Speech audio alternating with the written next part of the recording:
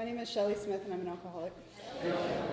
I want to thank Steve and the group for inviting me to do this. I very much appreciate being asked to be here. It's an honor. Alcoholics Anonymous saved my life, and that is a debt that I will never be able to repay, but I can certainly try. And so when I'm asked to do things like this, I say yes, and that's a way that I can try. My sobriety date is June 9th of 2003. I do have a home group, as Steve mentioned. It's the Principals Group in Raleigh, and we meet on Tuesdays and Thursdays. We're structured similarly, I think, to this group in that we have a closed literature study on Tuesdays and an open speaker meeting on Thursdays. We study the traditions and AA history, and we also have workshops where we invite multiple speakers to come talk about a topic. And I've been a member of that group most of my sobriety, and it has been a solid force in my recovery. I don't think I'd be sober without it. And I do believe in sponsorship strongly. I have a sponsor, and I have the privilege of sponsoring women. And again, these are things, that I know we come up here and we list all this stuff, like my home group, my sobriety, my sponsor, I'm in service and all that, and it's like a resume, but like truly I need all of those things. Like I can't do just one or two. Like I need as much help as I can get, and all of those things are a part of my recovery today. So I think that I drank alcoholically from the beginning. I come from a great family. Like I don't have, any reason, so to speak, of being an alcoholic. And what that tells me is that, I've learned here that alcoholism affects all types of people. It doesn't matter who you are, where you come from. And recovery can have that same effect too.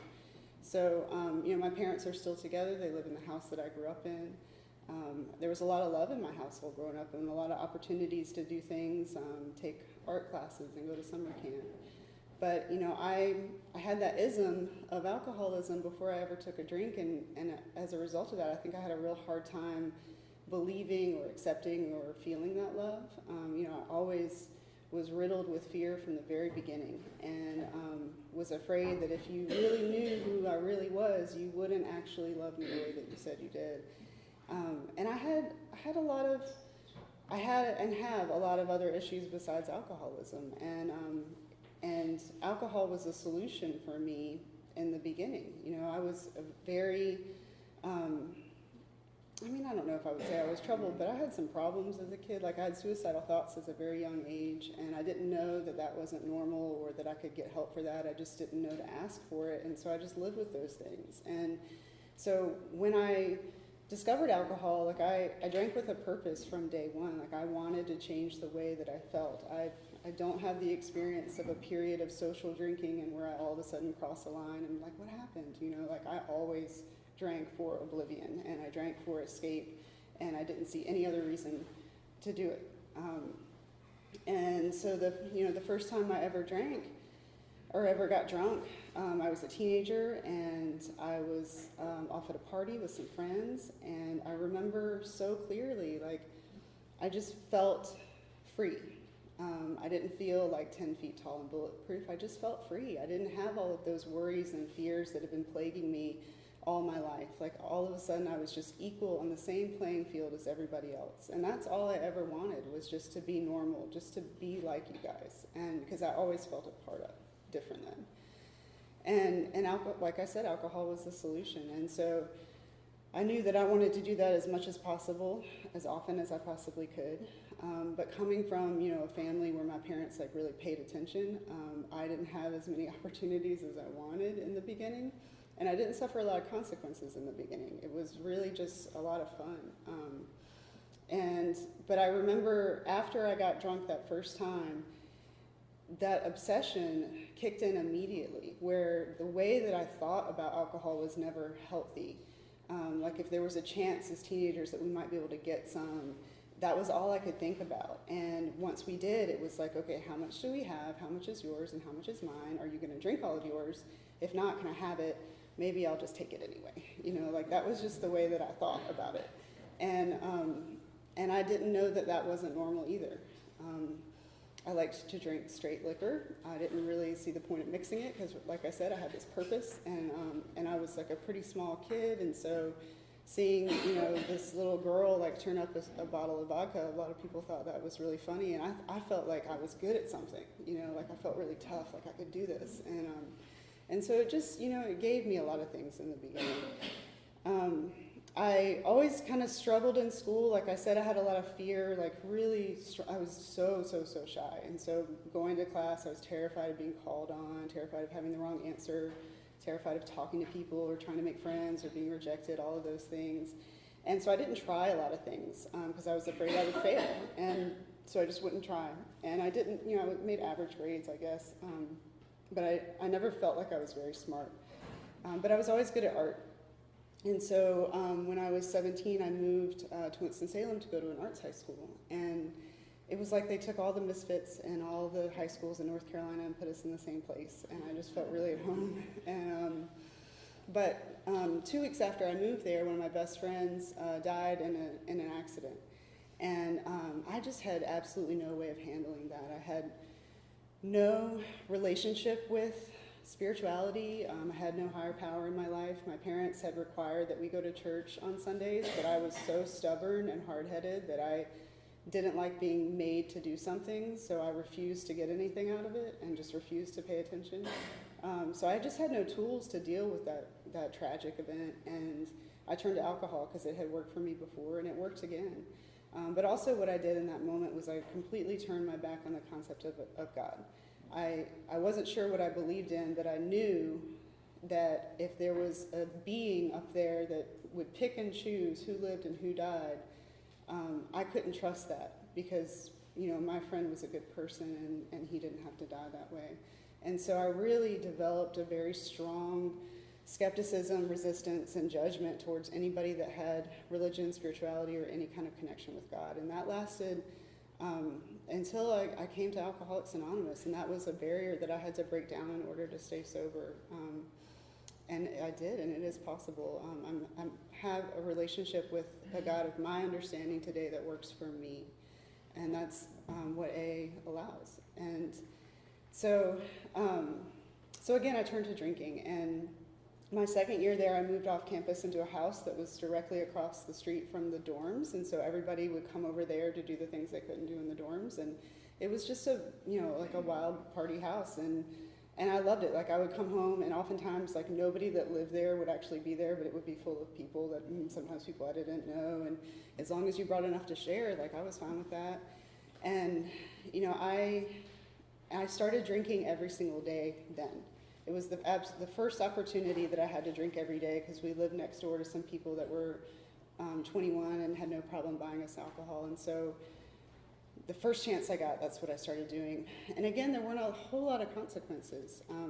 I'm still friends with some of those people today. They grew out of it and I didn't. But I remember when I got sober, I called some of them and was like, you guys, I found this thing. Like, we can do this. It's going to be great for us. And they were like, yeah, that's really good for you, but we only drank like that when we were with you. And like, I didn't know that. So I was daily drinking at that stage. And at the end of those 2 years in that school,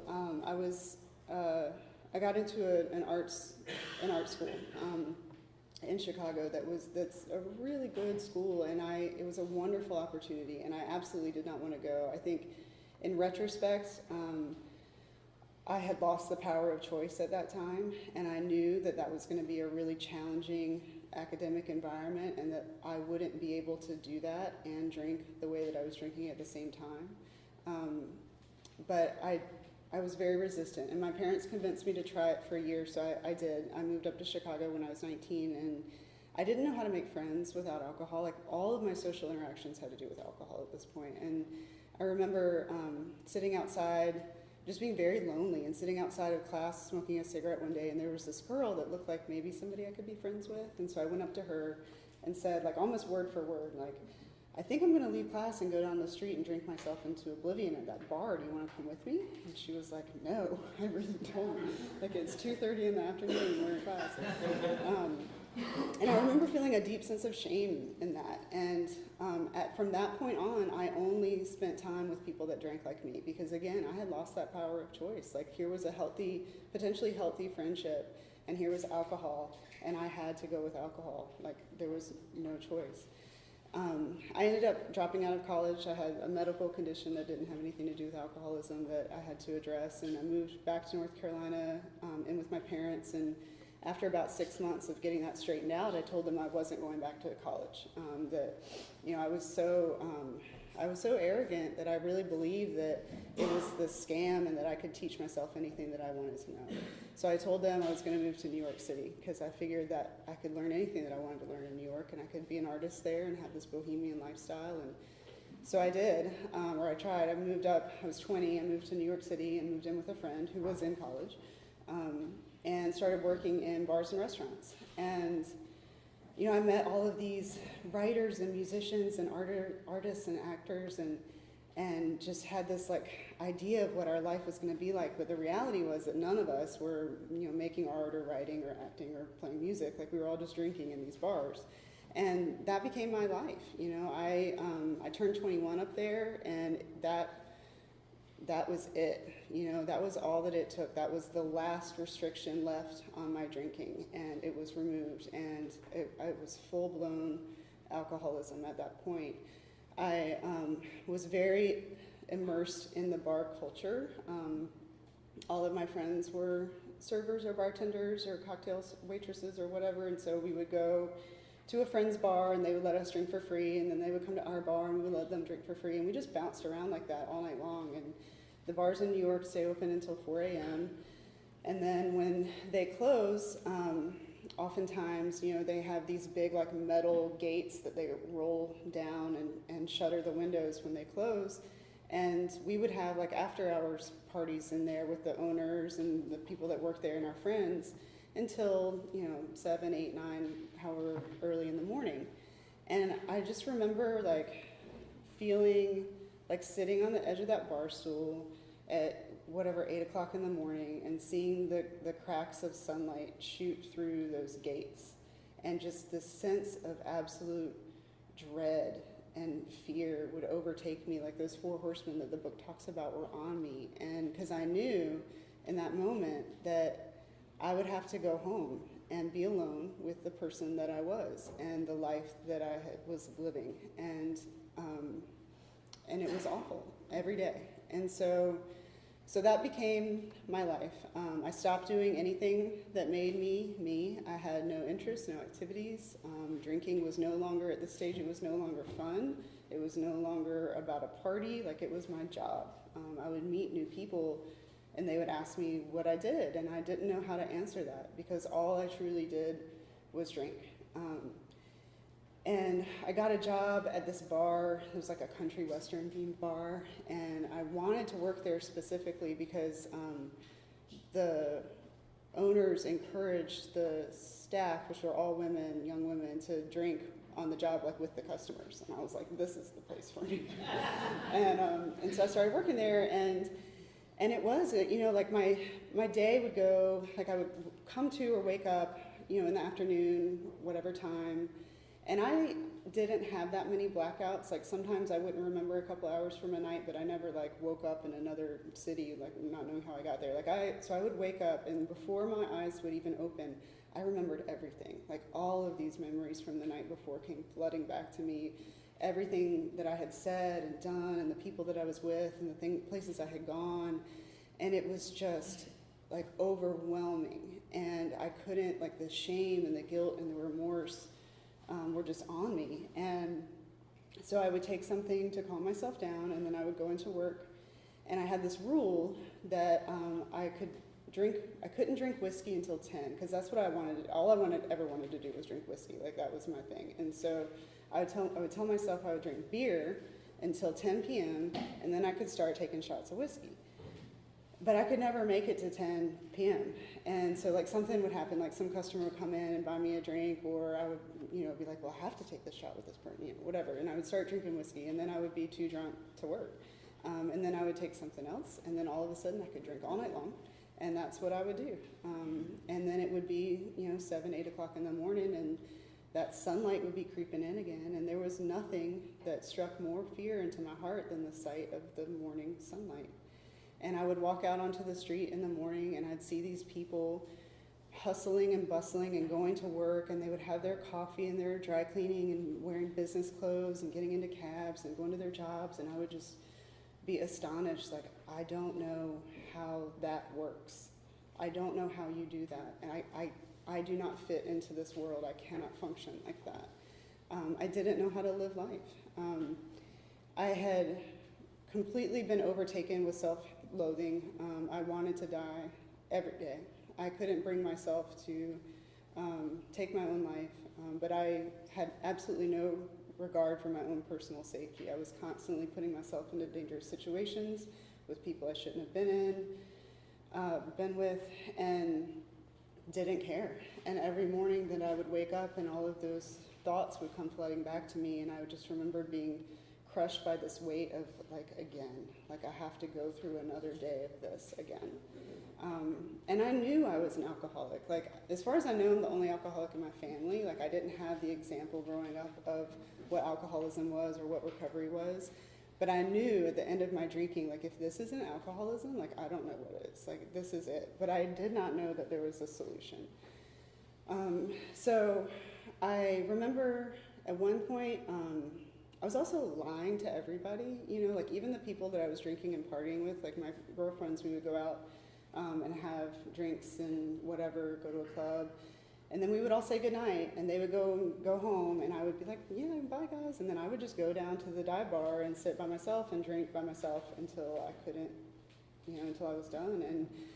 And my family didn't know what was going on. They were down here.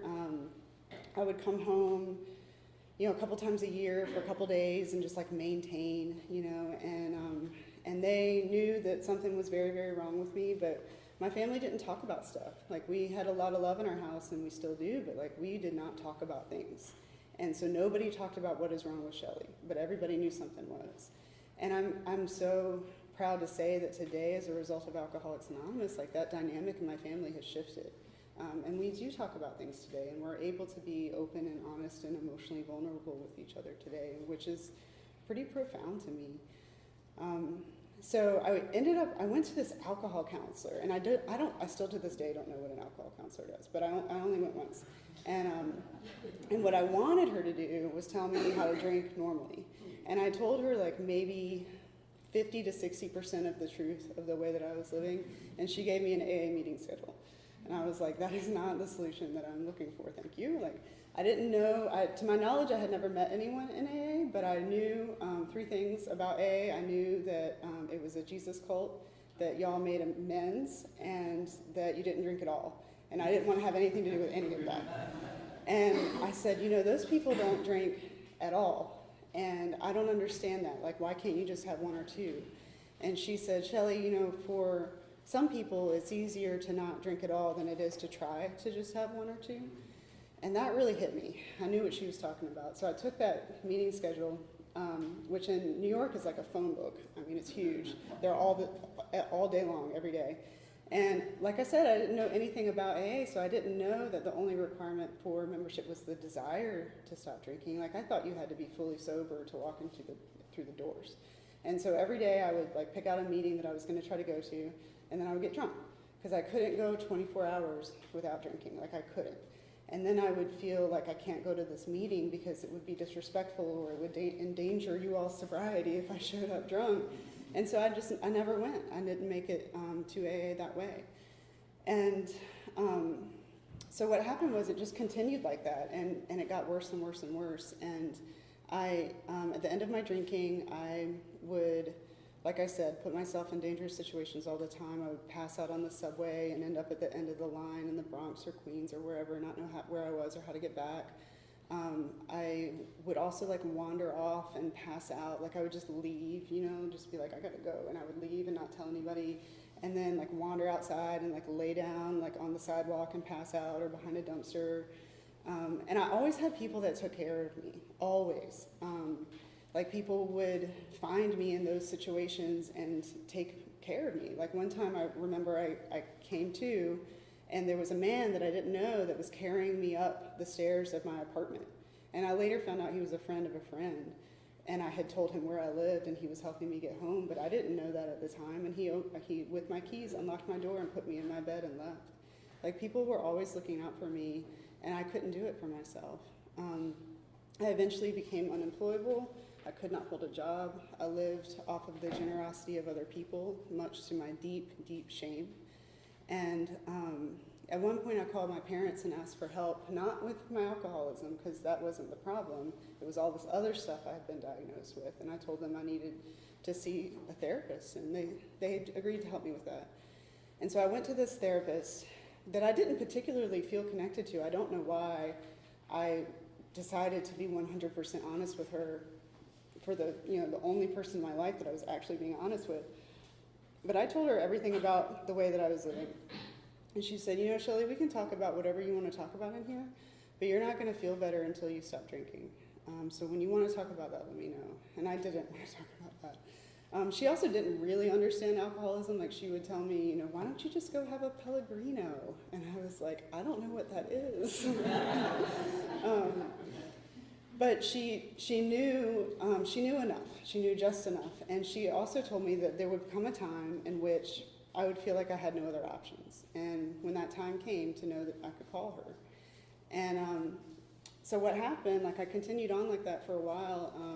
September 11th happened, and that was a huge turning point in my drinking and my life, in that I lost all touch with reality after that. I truly believed that the world was ending and that there was no hope in doing anything. And my drinking took a drastic turn. On that morning, I remember watching, like everybody else was, on television.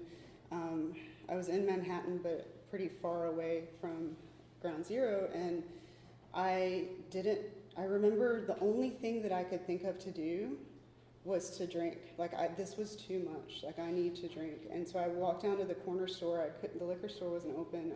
I bought a 6-pack, and I put it on the counter, and the clerk that was there had a little TV, and he was watching, and we met eyes, and I just remember feeling this incredible sense of shame. My friends in North Carolina were calling me, people were lining up to donate blood. People were going down there, and I was buying alcohol. That was the only thing that I could do. And I was deeply ashamed of that. And I drank for 2 more years after that. So anyway, I was, I'd been seeing this therapist, and what happened was nothing spectacular. It was a night like any other night, and a morning like any other morning, where I was sitting on a bar stool. The light was coming through those cracks, and I had a moment of clarity, and I realized that this was as good as my life was ever going to get, that I, of my own power, had no ability to change it, and that it was only going to get progressively worse from there. And I saw the reality for what it was, and I truly believe that I took step 1 in that moment, but I had no solution. And so I decided that I was going to go home and kill myself. That was the only thing I could come up with. And then I remembered I had an appointment with that therapist in an hour. And I remembered what she had said to me at that time. And so I actually went to that appointment. And I told her everything, and I told her about my plan to commit suicide and that I was done. And I did not know this at the time. You guys might know this, but if you tell a therapist that you have a plan to kill yourself, they're legally obligated to do something about it. So that's how I ended up getting committed. And I remember sitting in the holding cell, or not the holding cell, but this room in the hospital, waiting for a bed for what felt like 6 hours. I don't know how long it really was, but they had taken my keys and my shoes and my clothes, and I was wearing this paper outfit, and I'd signed all this paperwork, and I could not leave. And I had 2 feelings at the same time. One was maybe I had overreacted, and then the other was this huge, incredible sense of relief. And that sense of relief overpowered the first feeling, because I knew that I had just done something that I could not undo, that I had surrendered, that if I never left that hospital, that if this was what my life was going to be forever, that was okay, because I couldn't live that way out there anymore. And I was done. Excuse me. So I was in that hospital for 3 weeks, and two significant things happened. One is that I was 12 steps by a member of Alcoholics Anonymous. She was a bartender from a bar that I used to drink at that I had no idea was sober. She had 2 years, which I thought was an eternity. And she came to the hospital, she heard I was there, and she sat with me just like it describes in the book, and I sat on the bed, and she sat next to me, and my mother was there, and she told me about her experience with drinking, and she told me about her experience with recovery in Alcoholics Anonymous. And that was my first experience with the language of the heart. You know, that idea that one alcoholic can help another alcoholic in a way that no non-alcoholic can, because those doctors had been telling me that I was an alcoholic and could never drink again, and that just made me angry. Like, I hated hearing that. But when she talked about the powerlessness that she had experienced in her life and how the program had given her a new way to live, I remember looking at her and thinking, like, she's covered in tattoos, like she works in this bar I drink at, like she's like me, and she drank like me. And maybe, just maybe, that could work for me too. And that seed was planted. And I don't know, I never saw her again. I don't know if she stayed sober, and I don't know if I'll ever have the opportunity to thank her. But it just shows, like, we never know the impact that we have when we do things like that. We just don't know what the ripple effect it could have. And then the other thing that happened in that hospital was the members of AA came and brought meetings there. And I would go to these meetings multiple times a week, and it was the same people over and over again. And I don't remember what they said exactly, but I remember the same kind of identification. And I remember that they were, like, clean and seemed peaceful and had jobs and got to leave, and like I was stuck there, and something happened. You know, again, that seed was planted. They agreed to release me on the condition that I went to a 28-day rehab program, and I agreed to that, and that's how I ended up back in North Carolina. And that started really the first in a long series of things of me doing things that I did not want to do in order to stay sober in the beginning. And that's really what it was like, because once I was out of that hospital, it was all voluntary. You know, I could leave that treatment center anytime I wanted. I went into an Oxford house after that treatment center. I could leave there anytime I wanted. Nobody cared if I went to meet. Like, it was up to me, you know? And every day I would wake up and think, like, my life is over. I'm too young to get sober. I will never have fun again. And this is better than it was, and I'll take it. You know, like, I just thought I was resigned to living this mediocre life forever in Alcoholics Anonymous, and I'm so grateful to say that that's not at all been my experience. Like, I've had an amazing life in AA.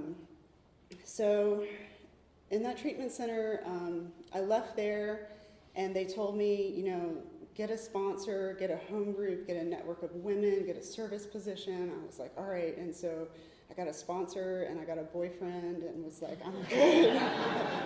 It's enough. And my sponsor said to me, I had 60 days, and my sponsor said to me, you know, here are all of the reasons why this is a terrible idea. And if you do this, it will be twice as hard for you to stay sober than it would be if you didn't. But who am I to say that you're not supposed to have this experience? And I was like, cool. She said yes. And so I proceeded into that relationship, and she was exactly right. Like, it was very, very difficult. That relationship took precedent over anything else in my life. Like, I went to meetings because he went to meetings. I wrote a 4-step because he wrote a 4-step. And that's just the truth, you know? And we broke up. Right when I got a year, we broke up. My sponsor had moved. I didn't have a home group because I didn't understand why I needed that. I didn't have a sponsor. I only went to the meetings that he wanted to go to, where his friends were. I didn't have a network of women because he didn't like for me to have friends. Like, I had nothing. And I realized that I was absolutely terrified and that I could disappear from AA and that nobody would ever know. And that was terrifying. And in Raleigh at that time, like, there are tons of young people in Raleigh, like so many young people in AA in Raleigh. It's amazing. But back then, there really weren't that many. And there was a couple girls that had good sobriety that were around my age, and they were all members of this one home group. And I remember going to that group one night because they had reached out their hand to me, and I had pushed it away over and over and over again because I had this guy. And I went to that group that night, and I was honest with them and told them about where I was and what was going on. And one of them looked at me and said, you know, we've been waiting for you.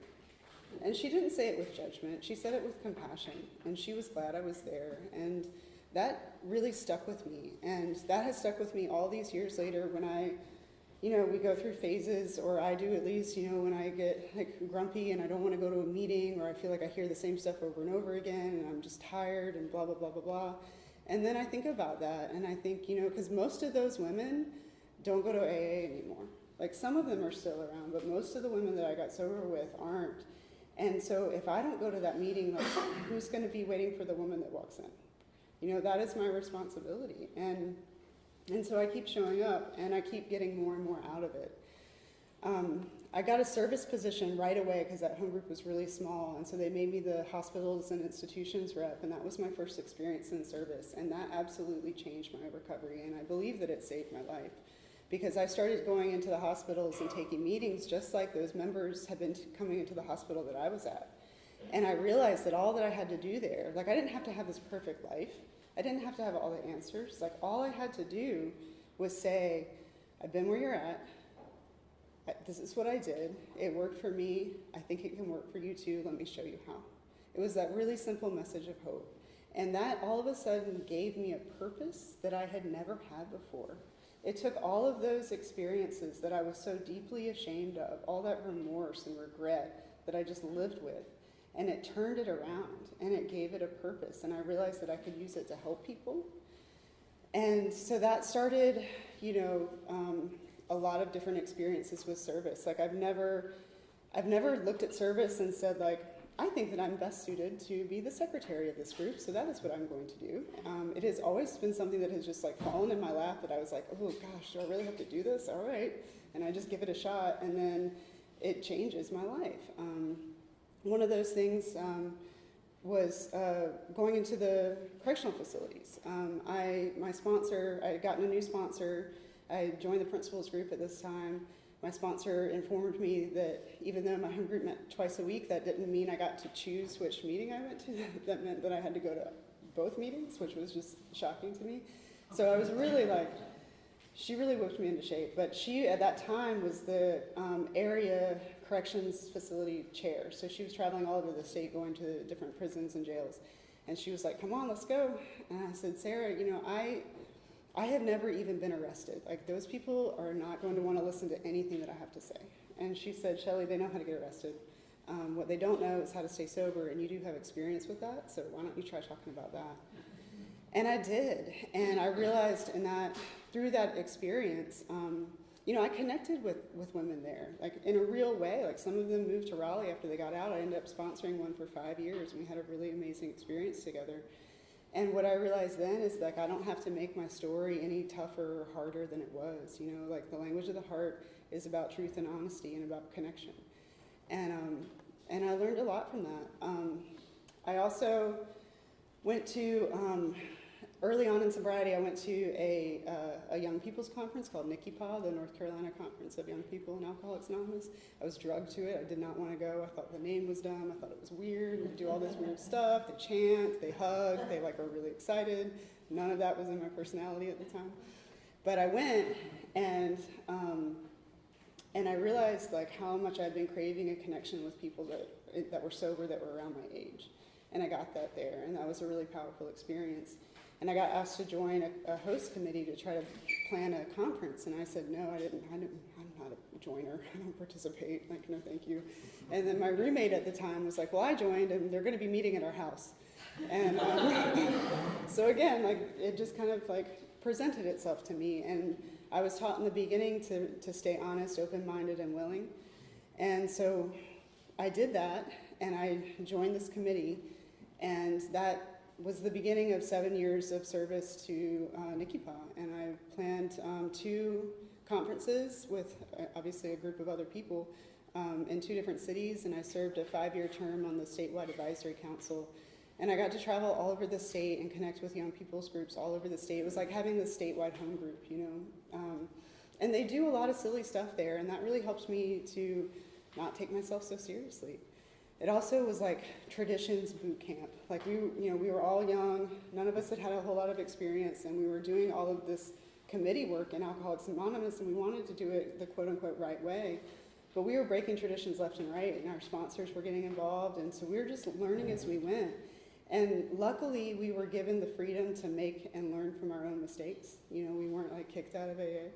And as a result of that, I learned a lot about their traditions. And, you know, I had, and how the traditions can be a structure for my life, just like the steps can be.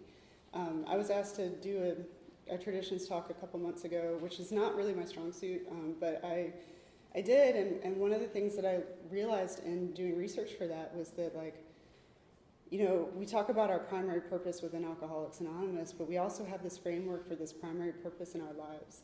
And that was what I was looking for the whole time, like, what is my primary purpose of being on this earth? And that's a huge question.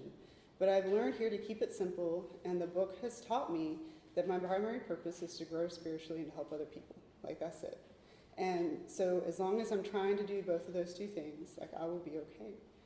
And so so I do want to tell this one Nikki Paz story just because Wallace is here. So at one of my very first conferences, one of my favorite things about Nikki Paz, they do a sobriety countdown after the Saturday night speaker, and it's like loud and wild and raucous, and they start at like however long AA's been around, like 80-something years, and go all the way down to one day, and when your amount of time is called, you stand up and everybody cheers for you. So they got down to however many decades it was, and Wallace stands up, and he had the most sobriety in the room, and so he's invited to come up to the front of the room, and he dances his whole way up the aisle, and everybody's cheering, and it was wonderful, and I was just like, man, that guy's been sober longer than I've been alive, and he is here. Like, he's here and he's happy. And then they got all the way down to one day, and somebody stood up, and the whole room went wild, and they invited her to come up. And so she went up to the front of the room, and she stood next to Wallace. And it was this really powerful experience, because I realized in that moment, like, this is what Alcoholics Anonymous is. Like, the people in here with time are on the exact same level as the people with one day. Like, we are doing this together. We stand side by side on this path together, and we stay sober and recover together. And if I had said no to that committee that met at my house that day, like, I might not have had that experience, you know? So when I had about, I don't know, maybe like 4 years, around the time I was doing all this Nikki Paz stuff, I was working a lot of like kind of dead-end jobs and like restaurants and catering, and I was feeling dissatisfied. And I was also feeling a lot of guilt about feeling dissatisfied, because I thought, like, you know, I should be dead, but I'm not, and I have this life, and like, should it not be enough? And I was praying about that, and what came to me was like, you know, it's possible to be grateful for what you have and also continue to want to grow into more. And you should go back to school. And I was like, no, like, I'm not a school bird. Like, I always regretted dropping out of college, always. And I tried to take classes here and there in my drinking and some in early sobriety, and had never been able to make it through to the end of the class. Like, I just was convinced that I was not a school person. And, but I kept praying about it. And I kept getting back, you should go back to school. And I talked to my sponsor about it, and she was like, yeah, you should go back to school. And so I signed up for a class at the community college. And I think the first class I went to, I would go to, and I would sit in the parking lot and have a panic attack and call my sponsor and then go home. Like, I don't think I ever made it into the class. And normally that's where I would quit. But she was like, no, do it again. And so I did, and I signed up for another class, and actually went to the class this time, but I failed it. I got an F. And I was like, I can't do this. Like, see, like, I cannot do this. And she was like, no, do it again. And right around this time, there was a speaker at my home group that I heard, because I took my sponsor's advice of going to my home group every time it met, so I was able to be there when I needed to hear this message. And he was talking about his experience with going back to school, and that somebody had told him to try to practice these principles in all of his affairs. And he was like, what does that mean? You know, and he said, well, you know how to be a good home group member. Because by that time I did. You know, I had really become like a dedicated home group member. And he said, why don't you treat your classes like you treat your home group? You go every time they meet, no matter what. You sit in the front of the room instead of the back so you don't get distracted. You show up early and you stay late. You find the people in the room that look like they want to be there and are doing well, and you ask them what they're doing, and then you do those things. And I was like, okay. And I tried that, and I got a B. And I thought, like, all right, maybe there's something to this. And so I signed up for some more classes, and I started getting A's and B's. And I, at some point, decided to apply to a 4-year university, and I got in. And I did that, and it was one of the hardest things that I've ever done. But I did, and I got that bachelor's degree, and then about 2 years after that, I decided I wasn't done, and I went back again, and in 2016, I got a master's degree. And like, that tells me a couple things. One is that Alcoholics Anonymous works in all aspects of my life. And two, that I have no idea what my own potential is. Like, it is not up to me to determine what my potential is. Because if it was up to me, I would have stopped at that class that I failed at the community college, not standing here today with a master's degree. And no one can ever take that away from me. You know, like, no matter what happens in my life, like, I did that and I accomplished that. And it was extremely empowering for me to have that experience. And around the time that I was finishing up graduate school, I ended up meeting someone. I was still working in restaurants. This whole time I still worked in restaurants.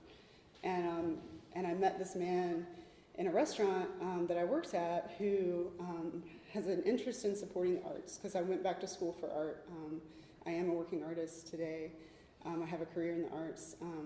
And I met this person who had the financial means to be supportive in the art community, but he wasn't really sure how to do it. And I was like, well, I can help you with that. And so, you know, I have a job today in which I'm in a position of leadership in my field, which is wild to me. Like, I was unemployable before I came into Alcoholics Anonymous. And the times earlier on when I could work, I did not know how to be a good employee. I would never show up on time. I would call out. I would come in drunk or hungover.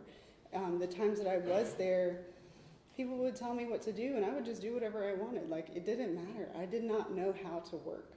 And today, Alcoholics Anonymous has shown me, A, that all work is honorable, and B, that, again, I don't know what my own potential is.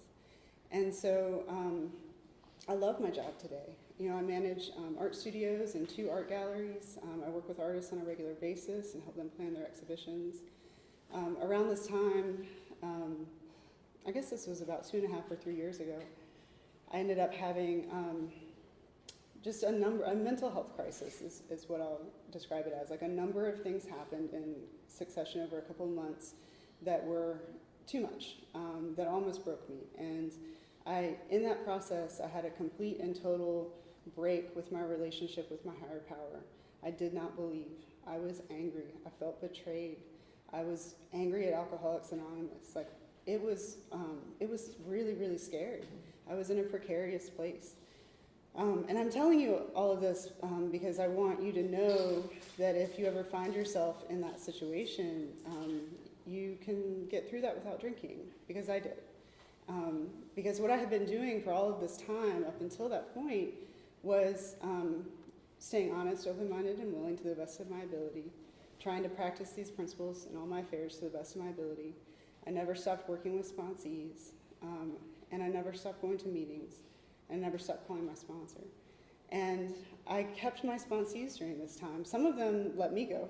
They were like, yeah, you know, and that's fine, but like, I did not back away from the program even when I felt like I wasn't sure that I belonged here anymore. And I learned a lot from that, because I have gotten through that. And in that process, I realized that I kind of had a misunderstanding about step 3, in that all this time I had thought that if I did all these good things, if I acted good, then God was going to reward me with a good life. And that's what step 3 was about. That if I turned my will and my life over, then I was going to get good stuff in return, everything was going to be okay. And then all of a sudden, a bunch of really bad things happened, and I didn't understand why. I was doing everything that I was asked to do in this program, like, why? And now that I'm on the other side of that, I can say with all honesty is that, like, you know, that's what step 3 tells me today, is that if I truly practice these principles to the best of my ability, that no matter what happens to me, I will be okay. And that has been my experience. You know, I did not drink through that.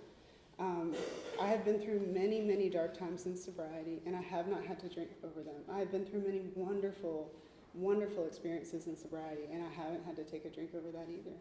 And AA has worked for me the whole time. You know, even when I wasn't so sure, like it was still working in my life. I've made all of the amends that were on my amends list, and have had the full spectrum of experiences with amends, from like really positive and wonderful to like, oh, maybe I didn't do that quite so right. And I've repaired the relationships with my family today. And, you know, I have a relationship with my sisters that is one of the most valuable things in my life. One of them lives in New York, the other one lives in LA. We have a text chain, we talk all day long.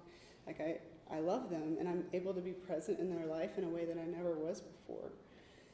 And when I talked about having that break with my higher power, feeling so alone during that time, like in the last few years since that happened, I've had the opportunity to rebuild that relationship in a different way that works better for me. And that has been a really powerful experience. You know, like I didn't have to I turned my back on God once when I was a teenager, and that did not serve me. And I wasn't about to do that again. And so today, you know, I have to stay open-minded, and I have to stay willing to believe, because God was with me the entire time, the whole time. Alcoholics Anonymous truly saved my life, and I didn't do anything extra or special to get that. I just did the things that you all asked me to do, the stuff that we talk about in every single meeting. That's it.